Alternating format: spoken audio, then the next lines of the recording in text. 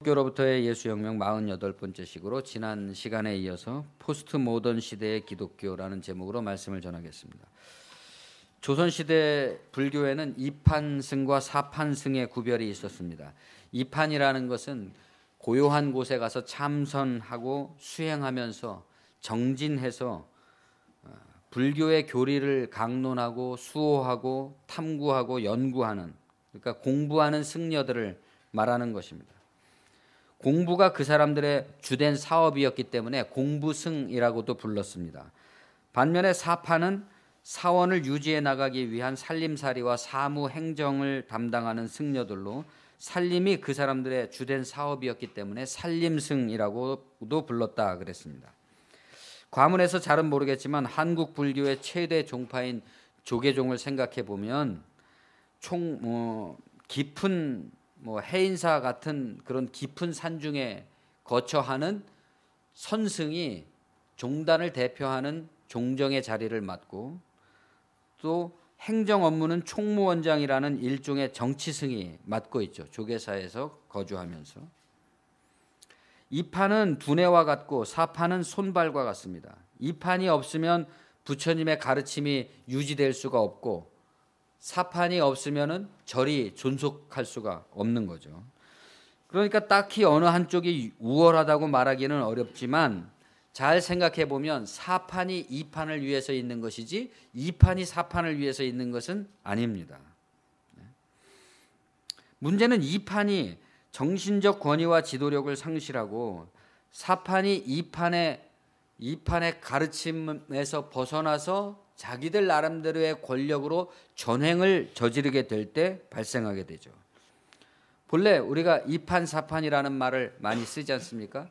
그러나 조선시대에 있어서 이판 사판이라는 말은 우선 승려가 된다고 할 때, 내가 승려가 된다고 할 때는 이판 아니면 사판이 된다는 뜻으로 이판 사판이라는 말을 썼을 것이고, 또한 유학을 숭상하는 유교 국가인 조선에 있어서 승려가 된다는 것은 체제 속에서 자발적으로 구계자가 되는 거죠. 유교 사회에서 출세하거나 잘 살겠다는 생각은 아예 버리고 자기만의 드높은 정신을 추구하기 위해서 세상의 가장 막다른 처지에 몰리는 것을 이판사판이라고 불렀던 것입니다. 러시아 정교회에도 이판과 사판 같은 사제의 구별이 있습니다.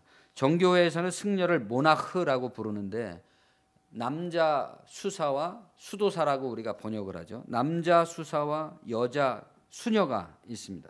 그리스어 모나호스라는 말에서 나온 것인데 수도사를 가리키는 말입니다. 로마 카톨릭과는 달리 남성 수사들 가운데서 이제 성직을 맡게 되면, 사제 서품을 받게 되면 그때부터 흑승과 백승으로 나뉘게 됩니다. 까만 옷을 입고 하얀 옷을 입는다는 것은 아니지만, 누구나 다 그냥 검은 옷을 입는 거지만 흑승과 백승이라고 불렀다 이겁니다. 흑승은 수도사를 포함하는 독신의 성직자들로 각 지역에 있는, 각 지방에 있는 대수도원이나 그보다 규모가 작은 수도원 같은 데 머물면서 영성을 수련하고 성서를 탐구하고 신학을 연구하고 책을 저술하고 그것을 출판하는 데 종사하는 수도사들을 말하는 것입니다. 백승은 반면에 결혼을 한 하급 성직자들로 교구에 소속되어서 사제나 보제로 일하면서 성도들의 신앙생활 전반, 그러니까 세례를 준다든가 예배를 집전한다든가 각종 성사를 행한다든가 각종 행사들을 한다든가, 그러면서 또한 성당을 유지 보수하는 그런 일들을 했습니다. 총대주교나 대주교, 주교 같은 고위직 성직은 흑승들만 차지하게 되어 있고요. 백승이 차지할 수 있는 최고위직은 주사제. 주사제라는 것은 지방에 있는 한 성당, 교구 내의 성당에서의 최고 책임자 정도만 이 백승들이 맡을 수 있고, 나머지 각 지역의 관구를 담당하고 있는 주교라든가 대주교라든가 총대주교는 반드시 수도사들만이 될 수 있었습니다. 그러니까 산중에 선승이 종단의 수장인 종정에 추대되듯이 중앙에 있지도 않으면서 산속에서 그냥 대표자가 되잖아요. 그렇듯이 지방의 대수도원에서 수도하던 흑승이 수도에 들어와서 총대주교에 취임해서 흑승과 백승을 망라하는 모든 전체 교회를 이끌어 가듯이 그러한 제도가 있었다 이겁니다. 그럼 왜 이런 제도가 필요했겠느냐? 이판과 사판, 흑승과 백승은 누가 더 우월하냐의 관점으로 봐서는 안 되고 양자가 다 필요한 거죠. 그걸 인정해야 됩니다. 사판이나 백승이라고 그래서 학문이나 영성이 좀 모자라고 부족해도 된다는 뜻도 아니고 흑승이나 이판이라고 해서 민중과 괴리되어 있어도 괜찮다는 것도 아닙니다.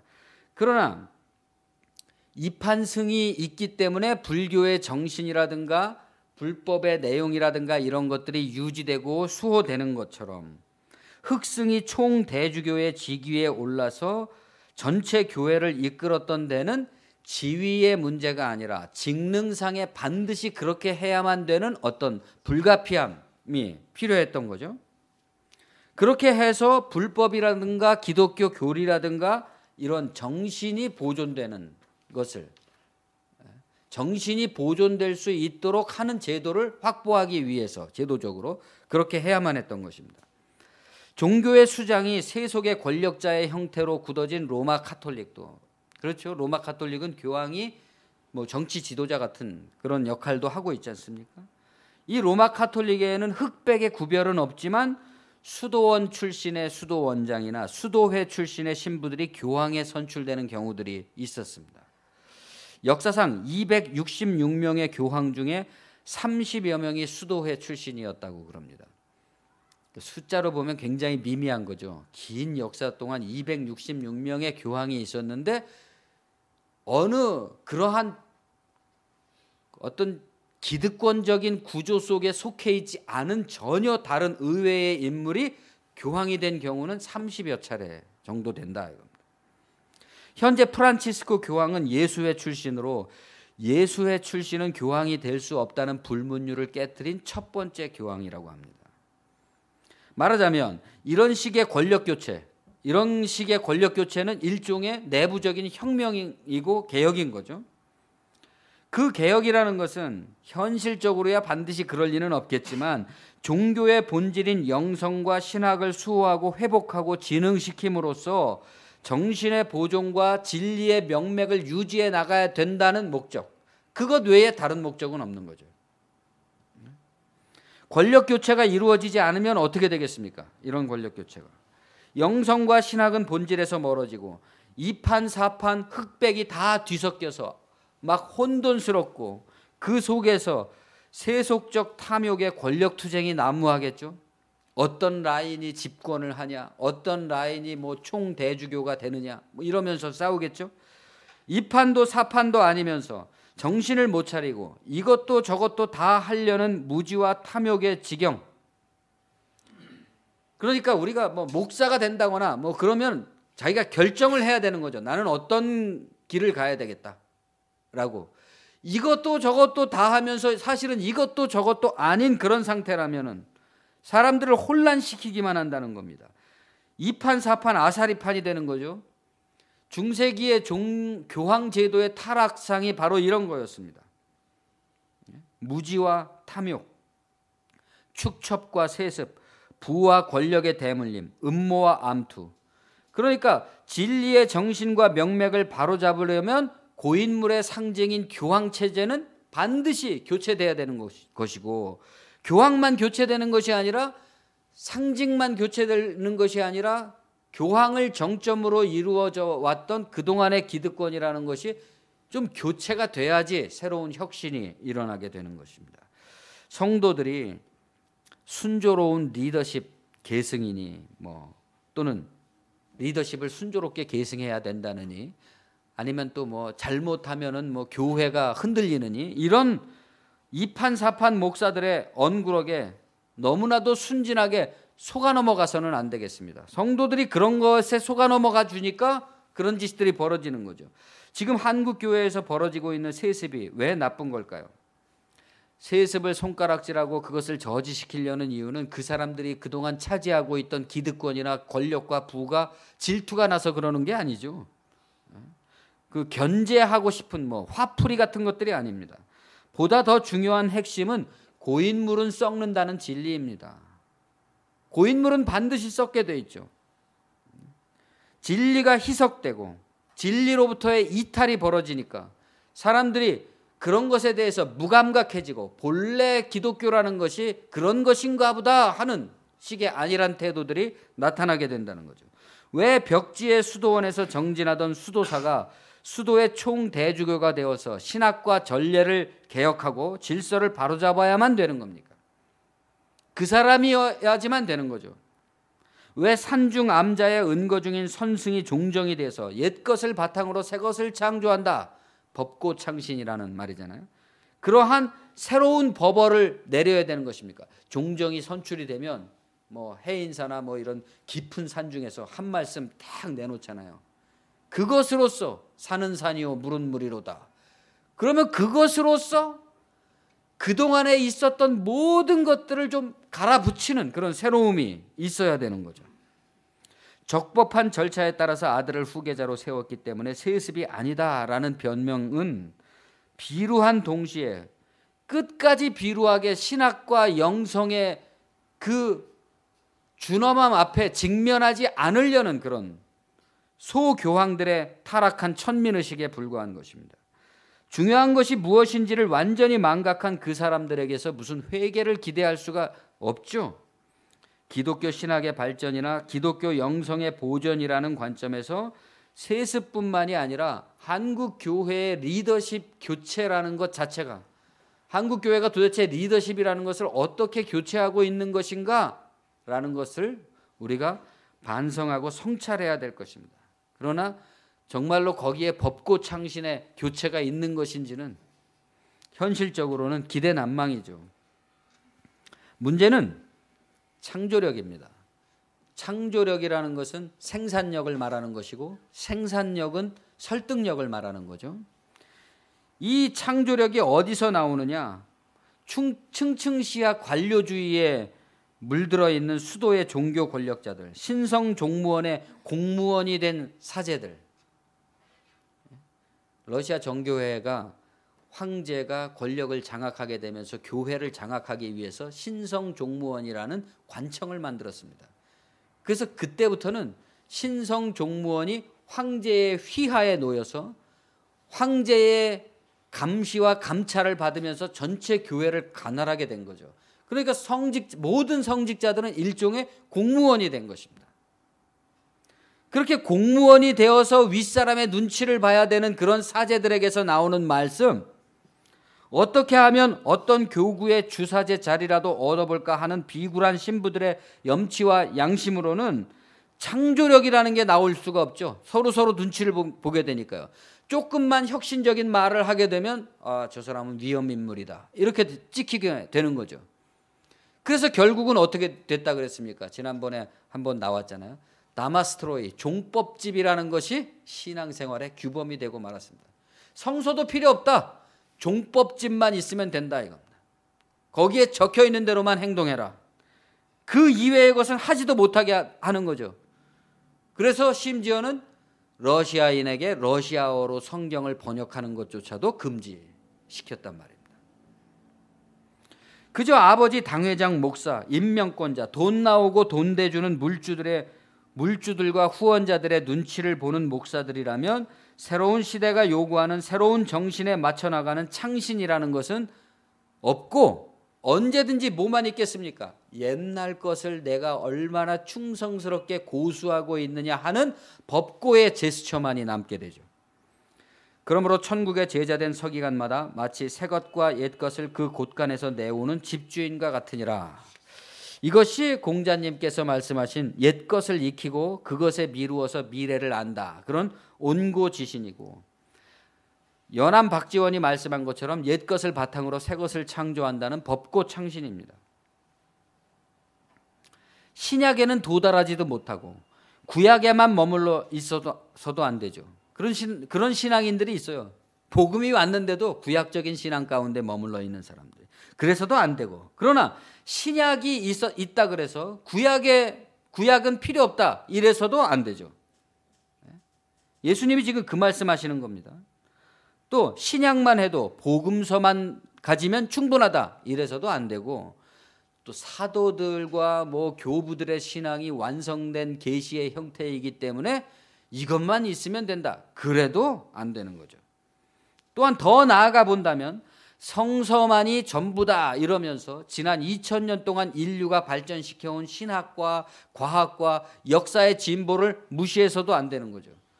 또 그런가 하면 역사의 진보라는 것을 진리와 맞바꿔서 이제는 역사의 진보 자체가 진리이다, 그래서 성서 같은 것은 필요가 없다, 기독교 신앙은 다 이미 지나간 구시대의 유물이다, 이렇게 하는 것도 바람직하지 않다 이겁니다.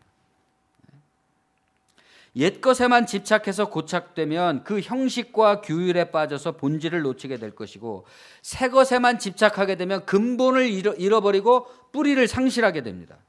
결국 둘 다 근본 정신에서 이탈하게 되는 거죠. 그렇게 되면 변하지 않는 진리를 새로운 역사와 시대가 요청하는 필요의 새로운 언어와 형식으로 담아낼 수가 없게 됩니다. 그렇잖아요?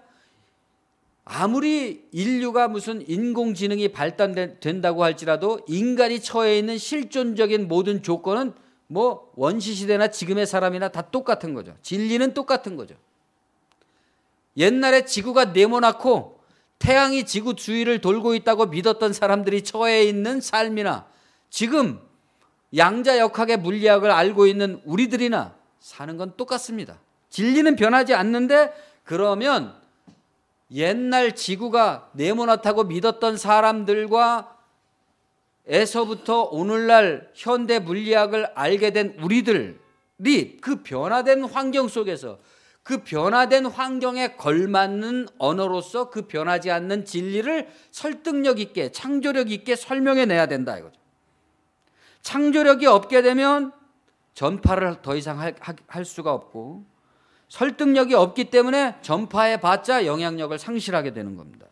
가령 우리 사회는 작년에 촛불혁명으로 적폐 기득권 세력의 영구 집권 음모를 저지시켰습니다. 교회는 때마침 종교개혁 500년이라는 특수가 있었죠. 500주년. 그런데 적폐청산이라고 하는데 우리 사회의 진정한 적폐가 도대체 뭐겠습니까?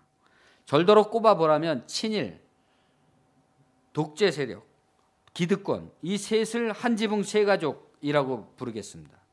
친일 세력, 독재 세력, 기득권 세력. 누구 개개인이 나쁘다는 게 아니라 우리 사회에 이런 게 지금 뿌리 깊게 놓여 있다는 거잖아요. 그럼 이 세 가지를 청산하는 게 적폐청산이죠. 과연 문재인 정부가 얼마만큼 할 수 있을지, 어디까지 갈 수 있을지 모르겠지만 우리가 지지하면서 감시하고 있는 중이죠. 뭐 지금 여러 회방도 무수하게 나타나고 있는 중입니다. 그런데 교회는 어떤가? 그것을 선도해내고 그 혼란스러운 개혁이라는 것의 그 중점, 나아갈 길, 모든 인간들을 해방시키고 세상을 아름답게 만들고 평화를 공존하게 만든다는 그 이상을 분명하게 짚어줘야 되는 교회는 지금 뭘 하고 있느냐 이겁니다. 종교개혁 500주년을 맞아서 때 아닌 아들에게 목회 물려주기, 러쉬가 이루어지고 있지 않습니까? 모렴치도 이런 모렴치가 어디 있습니까? 이런 자기 모순을 직시할 수가 없으니까 그것을 외부적인 다른 곳으로 가져간 게 뭡니까? 무슨 동성애 반대, 차별금지법 반대, 뭐 그런 것 같은 무슨 도덕 캠페인들을 벌이고 있는 거죠. 도덕은 힘이 세니까 언제든지 사람들을 그것으로 몰아넣어서 자기들의 그 내적 모순을 잊어버리게 만드는 거죠. 도덕적인 주장을 하다 보면 자기가 도덕가인 것처럼 생각하는 경향들이 생겨버리잖아요. 이런 자기 모순을 직시할 수가 없기 때문에 소수자 혐오의 역사청산, 사회적 약자 혐오의 역사청산이라는 인류사적 진전, 우리 사회는 벌써 그런 모든 혐오에 대한 반대, 그동안 전혀 밝혀지지도 않았던 어떤 혐오들이 막 밝혀지고 있잖아요. 여성에 대한 일반적인 보편적인 뿌리 깊은. 그래서 심지어 어디까지 왔습니까? 지금 세상 사람들은 성서나 종교에서 사용하고 있는 모든 언어 자체가 남성 중심의 가부장적인 사회에서 나온 것이라는 인식까지 나왔잖아요. 이런데도 불구하고 우리 자신은 그 사회에 따라가려는 인식이 조금도 없고 여전히 구약 세계에 머물면서 있는 거죠. 교회는 세월호와 촛불혁명 이후에 우리가 그동안 100년 동안 지향해 왔던 기독교 신앙 전반에 걸쳐서 또 신학적 성찰과 영적 재검토에 몰두해서도 모자랐을 겁니다. 우리가 도대체 왜 이렇게 사람들에게 설득력을 잃었을까? 우리가 사용하는 언어와 믿음에 무엇이 문제일까? 이런 성찰을 했어도 모자랐을 텐데 적폐청산으로 몰리는 구세력의 기득권과 일체화가 되어서 개혁에 저항하고 있는 것입니다. 이 시대에 맞추어 지금 한국 교회와 기독교인들이 창조해낸 것이 있다면 무엇이 있을까요? 지금 한국 사회에 한국 기독교가 창조적으로 생산해낼 수 있는 게 도대체 뭐가 있냐 말입니다. 고작 종교개혁 500주년을 맞아서 500년 전에 이신층이 믿음으로 구원받냐 행위로 구원받냐 이런 논쟁이나 벌이고 있고, 또 이미 수 없는 그 오랜 세월 동안 예언자들과 또 예수님과 또 사도들과 교부들과 그 이후의 역사를 통해서 이미 모든 것이 완성되어 있는 너무나도 분명한 이 복음의 진리를 여전히 자신들의 무지로 말미암아서 은사가 계속되고 있는 것이냐, 은사가 중지된 것이냐, 이런 쓸데없는 논쟁으로 사람들을 혹세무민하고 있는 것입니다. 여러분도 체감하고 있다시피 지금 기독교는 온통 물어뜯기고 있는 중입니다. 내부적으로도 물어뜯기고 있고 외부적으로도 그렇죠. 물론 안 물어뜯을 수도 없고 안 물어뜯길 수도 없는 그런 상황입니다. 그러나 예수님이 말씀하시는 새 것과 옛 것을 그 곳간에서 내오는 집주인 같은 천국의 제자된 서기관, 여기서 예수님께서 서기관을 끌어들이시는 것은 자기 자신에 대비시키는 거죠. 그의 가르침은, 예수의 가르침은 권세가 있었다 그랬습니다. 근데 그냥 권세가 있는 것이 아니라 서기관이나 바리새인 같지 않고 권세가 있었다 그랬습니다. 그러니까 예수님 자신은 지금 자기 얘기를 하는 것인데 자기는 서기관인데 사람들을 가르치는 사람인데 어떻게 가르친다는 겁니까? 옛 것과 새 것을 한 곳간에서 동시에 꺼낸다 라고 말하는 거죠.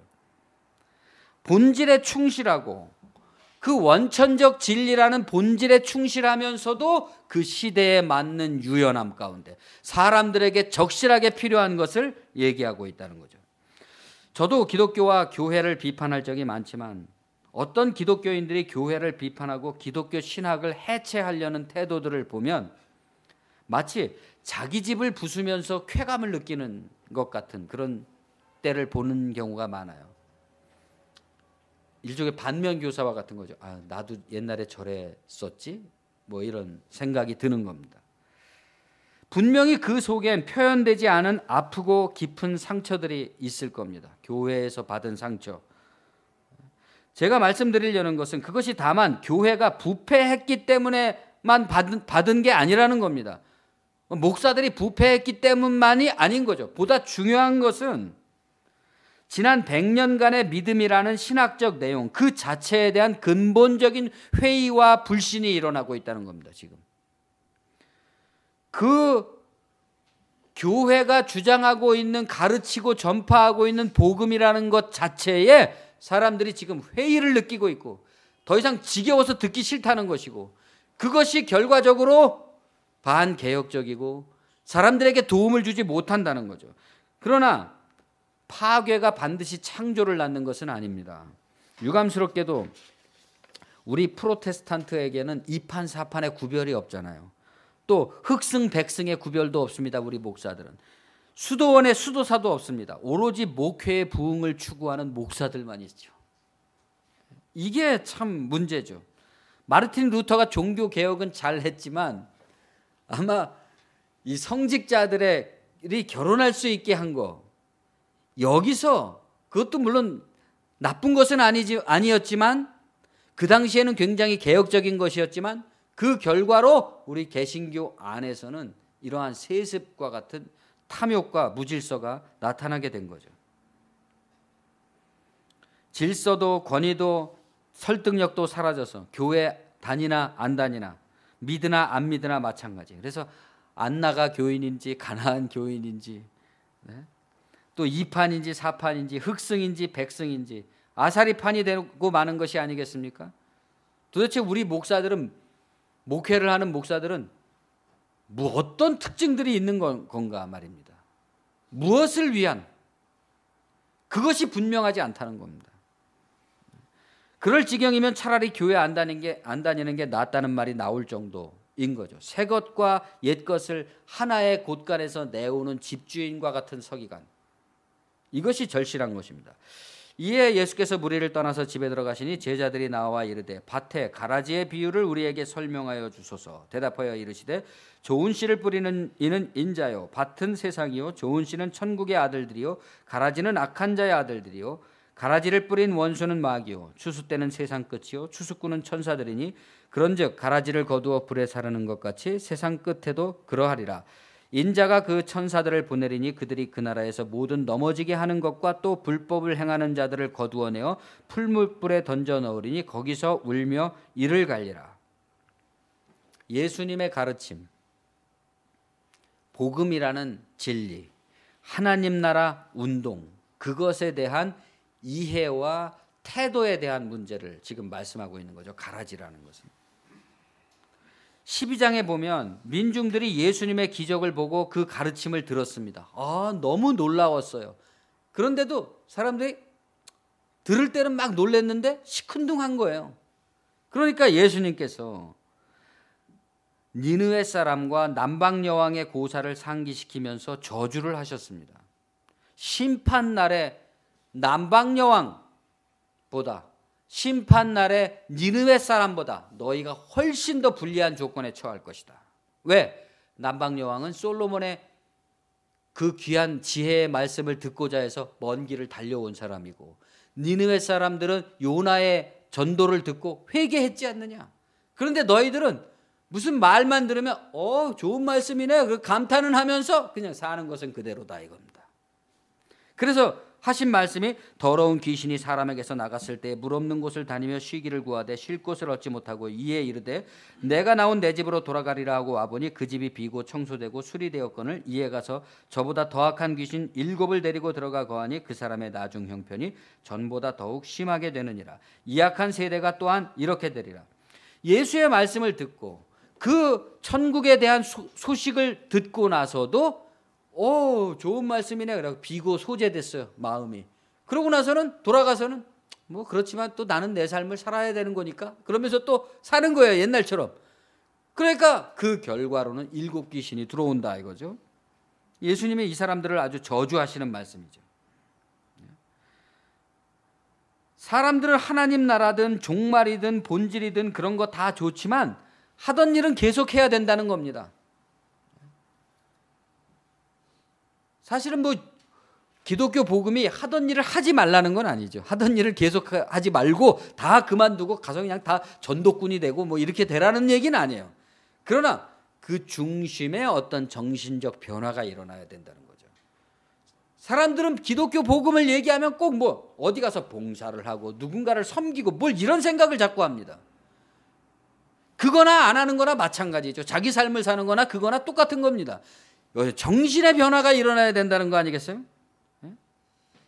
하나님 나라의 일을 안 한다는 게 아니라 자기 나름대로의 하나님 나라 운동을 다 하고 있다 이겁니다. 자기 나름대로. 그러면은 그 모든 사람들이 우리나라에 정말 1000만 명이나 되는 기독교인들이 각기 하나님 나라 운동을 하는데, 그럼 그것들이 다 하나로 모여져서 우리 사회의 전반적인 어떤 분위기를 형성하는 어떤 구심력이 있어야 될 거 아닙니까?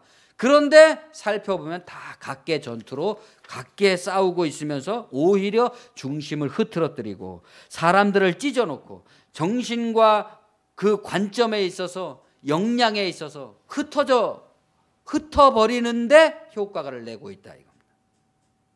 그렇죠? 좀 개혁하자 그러면 다 또 어쩌고 저쩌고 너무 급진적이어서 안 되고 성령으로 하면 뭘로 하면 안 되고 이런 식인 거죠. 개혁, 혁신 다 좋지만 각기 흩어지고 고립되어서 나는 여전히 내 목회를 해야만 되는 것이고 내 교회를 부흥시켜야 된다는 식입니다. 뭐가 문제인 겁니까? 예수님은 누가 내 형제냐라는 질문을 통해서 대답을 주십니다.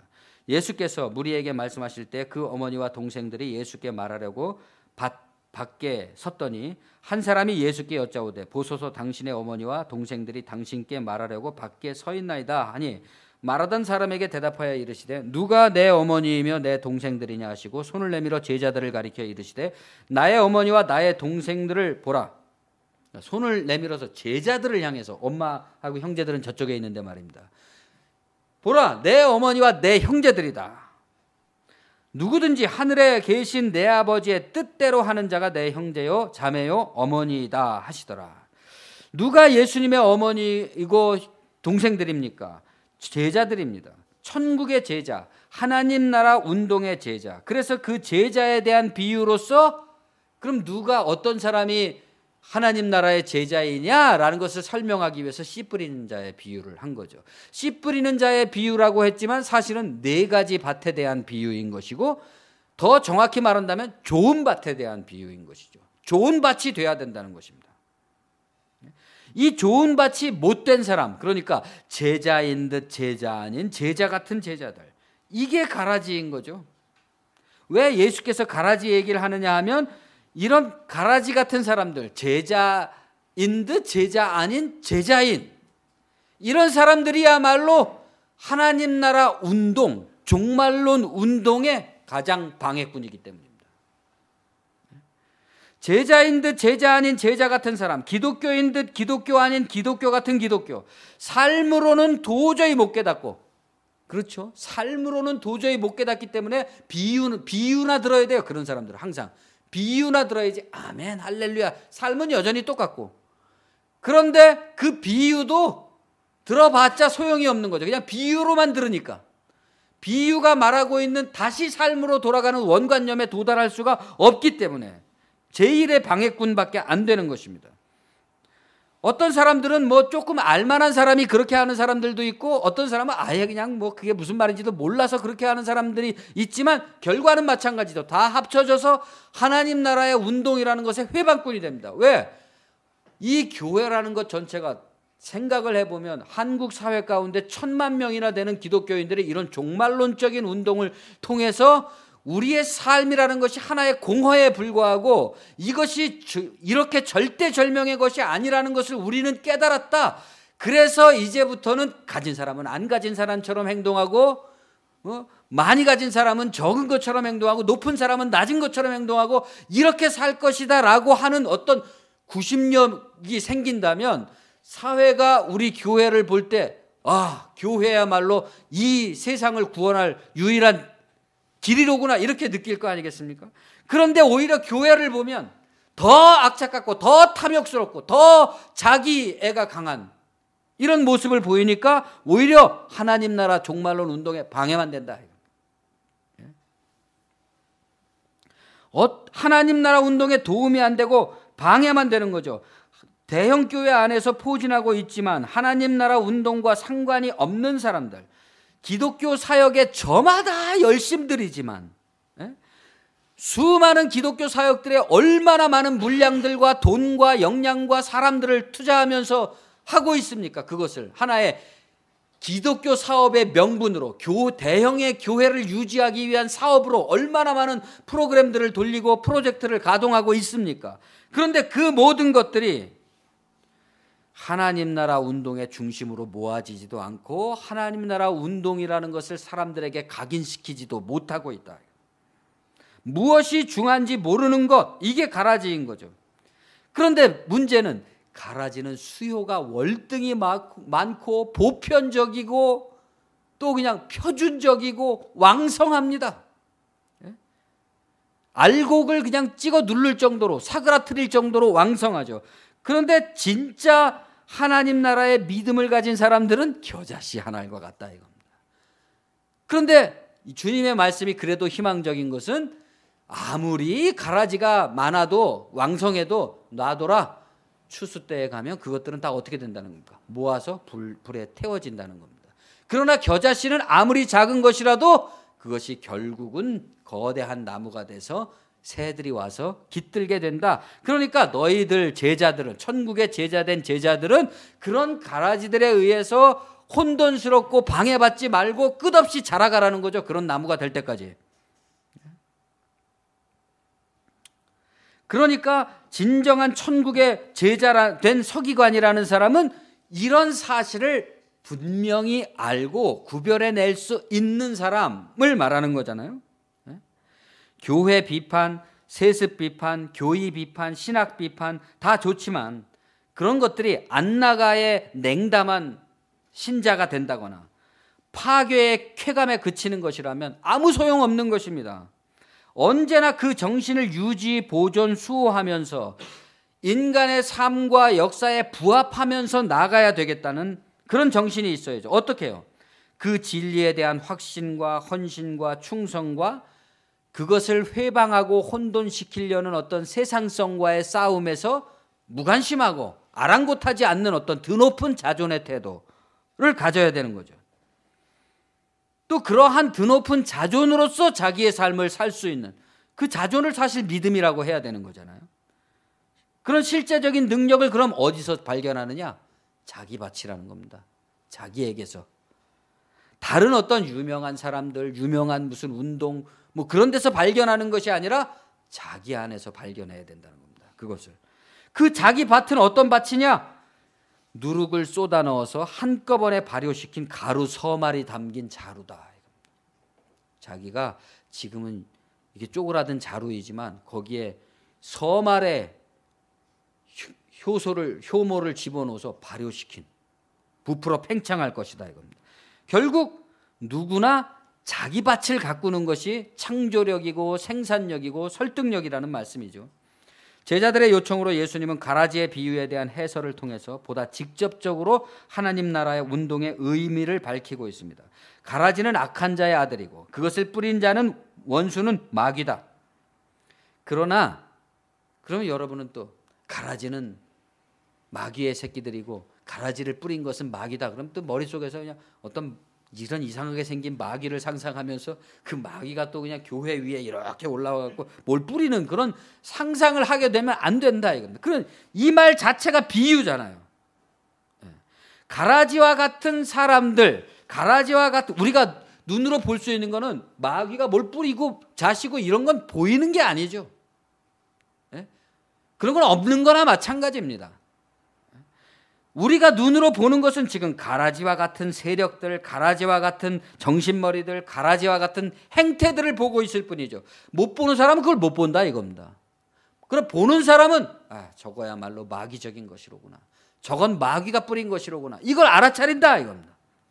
가라지와 같은 형태들은 현실이 하나님의 신적인 환상과 비유인 것, 하나의 신적 공허인 것, 우리가 이렇게 존재하면서 우리 가족들과 또 우리 이웃들과 이렇게 내가 지금 존재하며 살고 있는 것 자체가 하나의 하나님의 꿈이다, 이거. 환상과 같은 것이다라는 것을 이 비유를 도무지 깨닫지 못하고 보이는 현상적 외물에 집착한단 말입니다. 돈, 명예, 교회 부흥, 교권, 율법주의, 신비주의 이런 걸 말하는 거죠. 그 본질은 놓치고 하나님 나라 운동의 의의와 필요와 내용과 실천 방식을 이해하지 못하고 마귀적이고 사단적으로 거기에 걸림돌이 되고 장애물이 되고 회방이 되는 것입니다. 유감스럽게도 어떻게 회방이 됩니까? 더욱더 열심히 있기 때문에 회방이 되잖아요. 열심히 있는 사람이 문제죠. 열심히 없는 사람은 차라리 괜찮아요, 그냥. 자기가 회방이라는 것을 모르는 사람의 그 열심, 그걸 누가 말리겠습니까? 누가 일깨우겠습니까? 그들의 지칠 줄 모르는 행동들은 아무도 못 말립니다. 하나님도 못하죠. 하나님을 위해서 하나님의 이름으로 하나님을 회방하는 자들의 탐욕과 무지를 무엇으로 중지시킬 수 있겠습니까? 그것들은 그냥 가라지를 그대로 놔두었다가 추수 때에 모아서 불사르게 된다라는 말씀은 반드시 하나님이 그 사람들을 다 모아서 그냥 지옥에 던져버린다는 게 아니라 결국 그들의 그 열매가 그들의 결과대로 가게 돼 있다는 얘기죠. 좋은 밭이나 겨자씨나 가라지나 처음부터 끝까지 예수의 가르침, 예수의 하나님 나라 운동에 대한 얼마만큼의 이해를 가지고 있느냐, 얼마만큼의 공감을 가지고 있느냐, 자각을 했느냐라는 걸 질문하고 있는 거죠. 오늘의 비춘다면 기독교 사업들은 너무나도 만발해 있는데 하나님 나라의 운동은 없다는 경고입니다. 그렇기 때문에 겨자씨와 같이 희소하고 작은 영향력이지만 천국은 결국 승리한다 할 수밖에 없는 거죠. 쓸데없는 것들은 다 쓸데없는 대로 돌아가게 마련이니까. 그런즉 가라지를 거두어 불에 사르는 것 같이 세상 끝에도 그러하리라. 인자가 그 천사들을 보내리니 그들이 그 나라에서 모든 넘어지게 하는 것과 또 불법을 행하는 자들을 거두어내어 풀무불에 던져 넣으리니 거기서 울며 이를 갈게 되리라. 이 마찬가지 비유 아닙니까? 아까 마귀가 이걸 뿌린다는 것이나 천사들이 이것을 모아서 불에다 살른다는 것이나 이를 갈미 있으리라. 다 비유죠. 이게 결과대로 돌아간다는 것입니다. 그때 의인들은 자기 아버지 나라에서 해와 같이 빛나리라. 귀 있는 자는 들으라. 천국은 마치 밭에 감춰진 보화와 같으니 사람이 이를 발견한 후 숨겨두고 기뻐하며 돌아가서 자기의 소유를 다 팔아 그 밭을 사느니라. 또 천국은 마치 좋은 진주를 구하는 장사와 같으니 극히 값진 진주 하나를 발견하며 가서 자기 소유를 다 팔아 그 진주를 사느니라. 가장 중요한 질문입니다. 예수님께서 말씀하는 보물이라는 게 뭡니까? 여러분은 천국, 그러니까 진리라는 보물을 산 것이지 여러분의 인생을 산 게 아닙니다. 이 중심을 놓치지 말아야 됩니다. 그렇지 않으면 일곱 귀신이 다시 돌아오는 결과가 되는 거예요. 가라지가 되는 거예요. 여러분이 기독교의 이름으로, 하나님의 이름으로, 그리스도의 이름으로 하는 모든 일들은 사실 그렇게 중대한 일이 아닙니다. 안 해도 돼요. 그게 아닙니다. 중요한 것은 마르다처럼 여러 가지 중대한 것이 있을 수 있겠지만 마리아처럼 정말 중대해서 진리를 붙잡게 하는 그것 하나면 족하다 그랬어요. 나로 하여금 나에게 완전한 구원, 완전한 하나님의 진리에 입각한 삶이 나에게서 가능하다면 아무리 많은 섬김을 하는 것보다 훨씬 더 많은 섬김을 이 세상에 빛을 주게 돼 있다는 겁니다. 또 천국은 마치 바다에 치고 각종 물고기를 모으는 그물과 같으니 그물에 가득함에 물가로 끌어내고 앉아서 좋은 것은 그릇에 담고 못된 것은 내버리느니라. 지난주에도 나왔었잖아요. 천국이라는 비유, 진리는 촉구이자 시험이다 이겁니다. 기독교 신앙은 촉구이자 시험입니다. 통과하면 들어가는 것이고 못 통과하면 유급인 것입니다. 세상 끝에도 그러하리라. 천사들이 와서 의인 중에서 악인을 갈라내어 풀무불에 던져 넣으리니 거기서 울며 이를 갈미 있으리라. 여기서 말하는 의인과 악인이라는 것은 결과를 말하는 것입니다. 그 사람들의 결과. 제대로 깨닫고 인생의 비밀, 실존의 의미를 제대로 깨닫고 제대로 살았느냐, 깨닫지도 못했으면서 깨달은 척하면서 살았느냐. 어떤 사람들은 깨달음, 맹목적인 믿음이 아닙니다.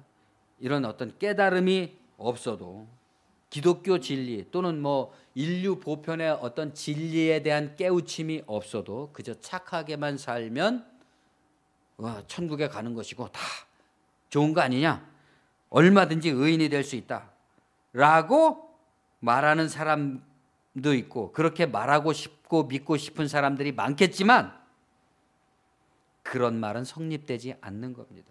그래서 우리 기독교인들은 믿는 사람만 구원받는다고 얘기하는 거죠. 깨달은 사람만 구원받는 것입니다. 왜?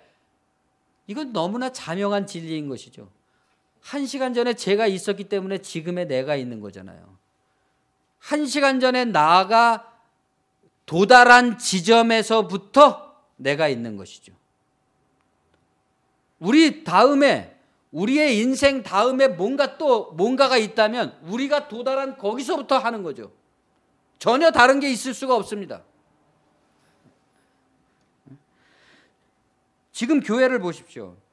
착하고 순진한 성도들, 그런 표현들을 쓰잖아요. 그러나 실제로 착하고 순진한지 어떻게 알겠습니까? 그렇게 착하고 순진한 성도들이 세습에 찬성표 던지고 부패하고 타락한 목사들을 지탱해주고 있죠. 이 모든 것들을 깨달았느냐? 그러하오이다. 제자들이 자신 있게 대답했습니다. 그렇습니다. 깨달았습니다. 예수께서 이르시되 그래서 나온 겁니다. 확실히 깨달았습니다 라고 말하니까 이제 예수님께서 자기 얘기를 하는 거예요. 그러므로 천국의 제자된 서기관마다 마치 새 것과 옛 것을 그 곳간에서 내오는 집주인과 같으니라. 이렇게 확실하게 깨우쳐 내는 그러한 나는 서기관과 바리새인과 같지 않은, 지금까지의 그런 것과 같지 않은 선생이고 너희들도 이것을 확실히 깨달았다면 그렇게 살게 될 것이다 라는 거죠. 여러분이 지금까지 배워온 옛 것의 가르침이 다 틀린 것은 아닙니다. 여러분이 지금까지 해온 옛 일들이 다 부질없이 쓸데없는 일들은 아닙니다. 그러나 종교는 언제나 새로운 각성이고 새로운 결단이고 새로운 영성이죠. 살아있는 것이기 때문에 말입니다. 관념으로 우리가 알고 있는 것들은 어제까지 있던 것들이잖아요. 하나님 나라는 지금 여기 있고 나는 여기 이렇게 분명히 살아있고 뭐 어디 다른 곳에 뭐 유명한 어떤 사람에게 뭐 그런 곳에 천국이 있는 게 아닙니다. 지금 내가 여기 있듯이 여기에 있는 것이죠. 또 먹고 마시는 것도 아니라고 그랬습니다. 먹고 마시는 것이 아니라는 말씀은 뭡니까? 뭐 교회에서 먹고 마시고 그런 거 하지 말라는 그런 얘기는 아니죠. 먹고 마시는 행위들, 사업들, 외부적으로 보여지는 어떤 행위들, 그런 것들을 통해서 증명되는 것이 아니라는 것입니다. 그렇기 때문에 진리 그 자체라는 거죠. 천국은 진리 그 자체, 진리에 대한 이해력 그 자체, 통찰력 그 자체, 그것을 가진 것 자체. 근데 그게 어디 있다는 겁니까? 자기 밭에 있다는 거죠. 그렇기 때문에 이 자기 밭에서 진리를 가꾸어내고 빛내고 숨겨져 있는 거잖아요. 남에게 막 내세우는 게 아닙니다. 보물은 감춰져 있잖아요. 남에게 광고하면 남들이 다 훔쳐가죠.